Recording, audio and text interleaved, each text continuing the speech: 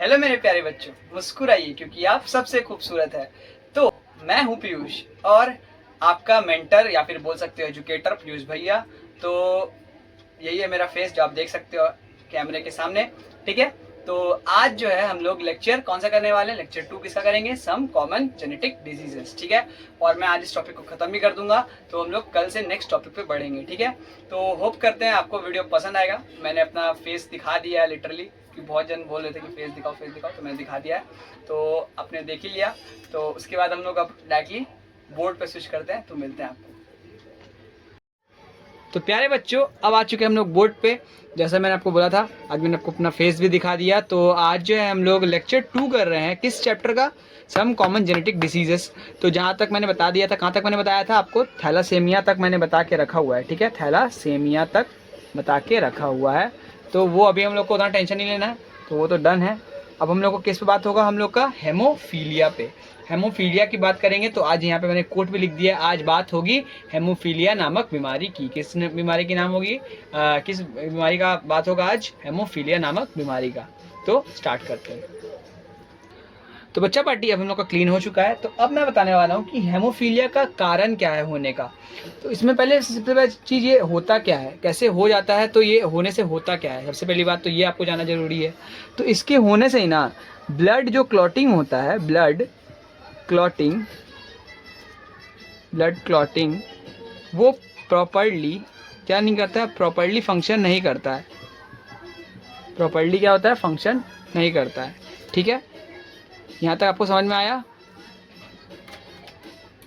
ठीक है। तो दूसरा जो है वो क्या है कि यहाँ पे ब्लड क्लॉटिंग सही से नहीं हो पाता है, और इसमें एलील्स जो है ना, लैक ऑफ एलील्स देखा जाता है। क्या होता है, लैक ऑफ एलील्स देखा जाता है, ठीक है। क्या देखा जाता है, लैक ऑफ एलील्स, ठीक है। तो इसमें जो जो दिखता है, मैंने आपको पहले वो लिख दिया हूँ यहाँ पे आपको समझने के लिए, ठीक है। क्या होता है, ब्लड क्लॉटिंग सही से नहीं हो पाता, मतलब जो खून जैसे यहाँ पे मेरा कट गया, तो अगर ये क्या होगा, स्किन उसको फिर धीरे धीरे भर देता है कि नहीं, तो लेकिन वो नहीं हो पाता सही से उन लोगों का, ठीक है। उसके कारण क्या होता है, बहुत एक्सेस अमाउंट में ब्लड जो है फ्लो कर जाता है बॉडी के अंदर से, और आदमी का डेथ हो जाता है। इसीलिए ये बहुत खतरनाक बीमारी भी है। और ज़्यादातर ये किस में होता है पता है, ज़्यादातर ये मेंस में होता है। किस में होता है, मैन में होता है, ठीक है। मेंस नहीं, मैन, ठीक है, मैन में। थोड़ा नॉइज़ के कारण मैंने थोड़ा सा वीडियो स्टॉप कर दिया था। तो मैं आपको बता रहा था, क्या बता रहा था, कि जो मैं आपको बता रहा था वो है कि ये किसके अंदर होता है, सिर्फ मैन के अंदर। ये डिजीज मैन के अंदर होता है। क्या, ये डिजीज जो है ना सिर्फ मैन के अंदर होता है। किसके अंदर, मैन के अंदर। फीमेल हाँ कैरियर हो सकती है, मतलब फीमेल के अंदर इस चीज़ का लक्षण हो सकता है, लेकिन उसके अंदर ये बीमारी नहीं हो सकती, क्योंकि उसका जो जीन है ना, उसके सॉरी उसका जो क्रोमोजोम है ना, उसका क्रोमोजोम वैसे डिफाइन होता ही नहीं है, क्योंकि ये सिर्फ वाई क्रोमोजोम के अंदर ही हो सकता है। किस क्रोमोजोम के अंदर हो सकता है, मैंने लिखा ही हुआ है, सिर्फ वाई क्रोमोजोम के अंदर हो सकता है। किस क्रोमोजोम के अंदर, वाई क्रोमोजोम, ठीक है, जो कि सिर्फ किसके अंदर होता है, मेल के अंदर होता है। तो सिर्फ उसी के अंदर ये बीमारी फैल सकती है, ठीक है। फीमेल इसकी कैरियर हो सकती है, लेकिन उसको ये बीमारी नहीं फैल सकता, ठीक है। बहुत बढ़िया, मिलते हैं नेक्स्ट पेज पे। तो बच्चा पार्टी यहाँ क्या लिखा हुआ है, नॉर्मल मेल और कैरियर फीमेल। दो जन आ गया यहाँ पे केस पे, तो अपने को इस पे एग्जीक्यूशन चाहिए। अब नॉर्मल मेल कैसा होगा, उसका क्रोमोसोम एक्स और वाई होगा। कैरियर फीमेल का कैसा होगा, एक्स और क्या होगा बताओ, एक्स क्रोमोसोम के ऊपर एक एच आ जाएगा। क्या आ जाएगा, हेमोफीलिया का एच, और एक वाई रहेगा नॉर्मल, वाई बोल रहा हूँ, एक्स रहेगा नॉर्मल, ठीक है। तो बोलो इसमें से, ये तो पेरेंट्स है, इसमें से गैमेट क्या क्या आएंगे, एक्स, और एक और क्या आएगा, इसमें से क्या आएगा, वाई, ठीक है। यहाँ से क्या दो को आएगा बताओ, एक एक्स एच और एक एक्स आएगा, ठीक है। तो इसके संग जब ये जुड़ जाएगा ना, तो ये क्या बनेगा, एक्स एक्स एच, ये क्या बन गया, फिर से कैरियर फीमेल, एक्स और एक्स, ये जो एक्स वाई है, एक नॉर्मल क्या बन गया, नॉर्मल मेल बन गया, ठीक है। बहुत अच्छे। अब क्या होगा कि ये वाई स्कैन मिला, और जैसे ये ऐसे इससे मिलेगा ना, एक्स एच वाई जब बन जाएगा, जैसे ही इसके अंदर मेल के अंदर ये आ जाएगा, तो ये कैरियर नहीं कहलाएगा, ये क्या बन जाएगा, एक बीमारी बन जाएगा। क्या बन जाएगा, बीमारी। ये दोनों के साथ हो गया, एक बार इसके साथ, एक बार इसके साथ बना, एक इसके साथ हुआ, और एक लास्ट है जो है इसके संग इसका। तो क्या हो जाएगा, ये अगर इसके संग जुड़ जाएगा तो एक एक्स एक्स बनेगा, मतलब एक नॉर्मल फीमेल भी बनेगी। एक नॉर्मल फीमेल बना यहाँ पे, एक नॉर्मल मेल बना यहाँ पे।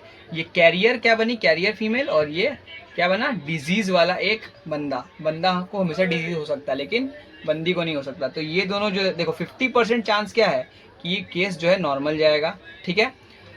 और 25% चांस क्या है कि उस लड़के को, एक लड़का रहेगा उसको क्या होगा, हेमोफीलिया हो जाएगा। और 25% चांस रहेगा एक लड़की होगी जिसको क्या होगा, हेमोफीलिया का वो कैरियर कहलाएगी। क्या होगा, कैरियर कहलाएगी। मतलब 50% चांस है नॉर्मल होने का, मतलब ज़्यादा चांस है क्या है, नॉर्मल होने का यहाँ पे, ठीक है। लेकिन 25% चांस तो है ना, 25% चांस क्या है, बीमारी होने का। किसको, एक लड़के को, ठीक है, जो इसके किसके कारण होगा, उसके मम्मी या फिर पिता के कारण, ठीक है। बस यहाँ तक समझ में आया। अब आते हैं कलर ब्लाइंडनेस के ऊपर। तो बच्चा पार्टी अब आता है कलर ब्लाइंडनेस, ठीक है। कलर ब्लाइंडनेस बहुत इंपॉर्टेंट है। कलर ब्लाइंडनेस इतना इंपॉर्टेंट इसलिए है क्योंकि एग्जाम में बहुत बार पूछा गया है, ठीक है, इसलिए इंपॉर्टेंट है, ठीक है। स्टार मार्क ले दो, यहाँ पे दे दिया है मैंने हेडिंग कलर ब्लाइंडनेस का। कलर ब्लाइंडनेस क्या है ना कि मतलब एक स्पेसिफिक कलर, कोई स्पेसिफिक कलर जैसे रेड, ग्रीन, ब्लू, कोई एक स्पेसिफिक कलर बंदा नहीं देख पाता है, ठीक है। स्पेसिफिक कलर कोई एक बंदा उसके लिए ब्लाइंड हो जाता है, उस कलर के लिए उसको वो कलर ही नहीं दिखेगा, ठीक है। उस कलर की जगह उसको टोटली ब्लैक दिखेगा, ठीक है। तो जैसे रेड हो गया, ग्रीन हो गया, जो सबसे कॉमन है, ये दोनों सबसे कॉमन है। और भी होता है, ब्लू भी होता है, ठीक है। ये सब जो है मैं डायरेक्टली आपको समझा रहा हूँ, आप समझो इस चीज़ को, ठीक है, कि रेड, ग्रीन ये सब कलर का होता है जो बेसिक है, और इसमें स्पेसिफिक इसी कलर का उसको नहीं दिखता है, ठीक है। ये समझ में आया। और men are far more likely to suffer from it then women. इस ज़्यादातर मेन को ही सफ़र करना पड़ता है इससे, क्योंकि जैसे केस हेमोफीलिया का था, सेम टू सेम केस इसका भी है, क्योंकि यहाँ पे भी वाई क्रोमोसोम ही ज़्यादातर लिंक्ड रहता है, ठीक है। ये समझ में आया। और इसमें क्या होता है कि ना, जो हम लोग का कोन सेल्स होता है ना, कोन सेल्स किसका, आईज का, वो प्रॉपरली वर्क नहीं कर पाता। उसमें जो रेटिना का जो फोकस है ना, रेटिना का फोकस ये फ्यू कलर्स को नहीं देख पाता है, उसीलिए हम लोग को ये प्रॉब्लम होता है, ठीक है। तो यहाँ तक मेरे ख्याल से आपको समझ में आ गया होगा। अब लास्ट जो टॉपिक है वो है जेनेटिक काउंसलिंग, उसको पढ़ा के आज का टॉपिक भी खत्म और ये चैप्टर भी खत्म। तो बच्चा पार्टी अब जो लास्ट टॉपिक है जेनेटिक काउंसलिंग, ये बहुत इंपॉर्टेंट है, एकदम इंपॉर्टेंट। इसको मार ही के जाओ कि ये एग्जाम में आएगा भाई, इस साल तो आ ही रहा है पक्का, 2026 में ना ये आ रहा है, 2026 में ये आ रहा है, ठीक है, एकदम 100% है। क्यों, क्योंकि ये बहुत इंपॉर्टेंट है, ठीक है। जेनेटिक काउंसलिंग क्या होता है कि जैसे मान लो एक आदमी है, एक आदमी है, वो कैरियर है, क्या है, कैरियर। तो XH Y हो गया, और मान लो कोई बीमारी का ग्रसित है बेचारा, और एक है कैरियर वुमेन भी है, ठीक है, कैरियर वुमेन। तो बोलो ये दोनों शादी करेंगे तो क्या होगा बताओ, XH और एक Y बनेगा, और यहाँ पे क्या बनेगा, XH और एक X बनेगा, ठीक है। ये इसके साथ जुड़ा, ये इसके साथ जुड़ा, ये इसके साथ जुड़ा, और एक बार क्या होगा, एक ये हो गया, ये हो गया, ये हो गया, और एक मिनट ये एक बार इसके साथ जुड़ा। तो ऐसे करके, एक मिनट रुक जाओ, ये थोड़ा सा अच्छा से नहीं बन रहा है, एक मिनट बच्चा पार्टी।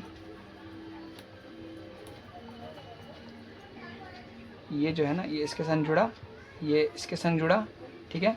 उसके बाद फिर क्या होगा, ये जो है ना इसके संग जाएगा, और एक बार ये जो है इसके संग जाएगा, ठीक है। XH बनेगा, ये क्या बना, XHY बना, और ये क्या बना, XY बना, और क्या बना, XH। ये तो भाई बहुत ख़राब कंडीशन हो गया। हेमोफीलिया नहीं हो सकता ये क्योंकि हेमोफीलिया तो ज़्यादा लड़कों में ही होता है, तो ये तो कंडीशन नहीं बन सकता। तो ये मान लो थैलासेमिया का डिजीज़ है, थैलासेमिया, ठीक है। टी मान लो, ये T T T T T कर लो सब जगह, टी टी टी कर लो, यहाँ पे टी कर लो, यहाँ पे टी कर लो, ठीक है। तो देखो ये क्या हो गया, ये लड़की को थैलासेमिया हो गया, ये क्या है, नॉर्मल एक क्या है, लड़का है। यहाँ पे थैलासेमिया का एक लड़का कैरियर बन गया, यहाँ पे एक थैलासेमिया का लड़की कैरियर बन गया। देखो ये X है, ठीक है, ये T है, ठीक है। तो ये क्या हुआ कि जो है जेनेटिक काउंसलिंग क्यों कराया जाता है कि जो जो माता पिता है वो दोनों को अगर ये प्रॉब्लम हो जाए तो बच्चे में तो बहुत ज़्यादा चांस हो जाएगा बीमारी फैलने का। तो ये ना हो, इसीलिए हम लोग काउंसलिंग करवाते हैं कि हमें पता चल जाए कि अगर हमारा जो पार्टनर है उसको ये बीमारी तो नहीं है, और इसके कारण कोई डिफेक्शन तो नहीं होगा, इसके कारण मेरे जीन्स में कुछ इफेक्ट नहीं करेगा, और मेरे ऑफस्प्रिंग पे कोई क्या नहीं पड़ेगा, प्रभाव तो नहीं पड़ेगा। उसीलिए जेनेटिक काउंसलिंग कराया जाता है कि हमें पहले से ही पता चल जाए कि इसमें से कोई डिसऑर्डर होने का चांस नहीं है, मतलब कोई डिजीज़ होने का चांस नहीं है। यहाँ पे जो प्रोबेबिलिटी बन रहा है कि देखा जाए तो 50% चांस है कि कैरियर तो होगा ही, 25% चांस डिजीज़ होने का भी है, बस 25% चांस है क्या बोलते हैं इसका, नॉर्मल बच्चे का। तो देखा जाए तो ऐसा आदमी रिस्क क्यों लेगा, ऐसा रिस्क लेने क्यों जाएगा? अगर दोनों माता पिता को अगर ये है बीमारी है तो क्यों लेने जाएगा? सही बात है, क्यों लेने जाएंगे? इसलिए हम लोग जेनेटिक काउंसलिंग कराते हैं कि हमें पहले से पता हो कि हमें अपने माता पिता को जो जो माता पिता है उसे ये बीमारी ना हो और उसके कारण उसके बच्चे तक ये बीमारी ना फैल पाए। तो बस ये आज तक का वीडियो इतना ही था। तब तक के वीडियो को एंड करते हैं। सी यू, टाटा, बाय।